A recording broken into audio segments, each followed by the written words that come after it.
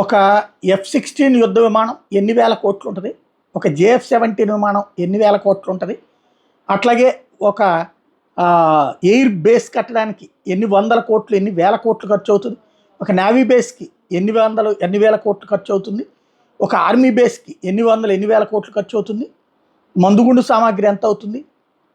Chief and బెస్ట్లో చూసుకున్న కనీసం పాకిస్తాన్ ఇప్పుడు కోల్పోయింది 50,000 కోట్లకి తగ్గదు. సరిగ్గా లెక్కేసుకుంటే ఇవాళ రేట్లలో కొనుక్కుంటే 1,00,000 కోట్ల నష్టం. మూలిగే నక్క మీద తాటిపండు పట్టం కాదు, దాని బతుకు ఇప్పుడు మళ్ళీ ఈ ఆర్థిక పరిస్థితిని చక్కదిద్దుకుని ఇవన్నీ సమకూర్చుకోవాలంటే ఎన్ని దశాబ్దాలు పడుతుంది. వాడి దగ్గర డబ్బు లేదు. IMF అప్పిస్తే 8,500,000 కోట్ల కోసం నానా తిప్పలు సంకలు నాకాల్సి వచ్చింది.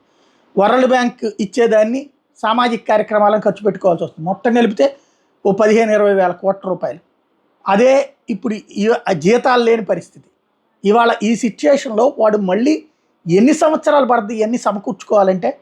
వాస్తవంగా చెప్పాలంటే మన టాటా సంస్థకి ఎంతైతే ఆదాయం ఉంటుందో, అదే టాటా సంస్థ వ్యాపార కార్యకలాపాలు మొత్తం $ఎన్ని బిలియన్, పాకిస్తాన్ మొత్తం దేశపు బడ్జెట్, అది దేశపు ఆర్థిక వ్యవస్థ మొత్తం కలిపి.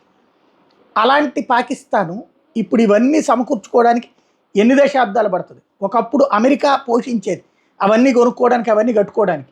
చైనా అయితే అప్పిస్తుంది కానీ అట్లా మళ్ళీ పోషించదు. అమెరికానే కాస్త ఫ్రీగా ఇచ్చే రకం. ఎందుకు? వాళ్ళు రష్యాని దెబ్బకొట్టడం కోసం. చైనా అట్టివ్వదు, అప్పుల కింద నాశనం చేస్తుంది తప్పి. ఇప్పుడు పాకిస్తాన్ కోలుకోవడానికి ఎన్నేళ్ళు పడుతుంది చూడాలి.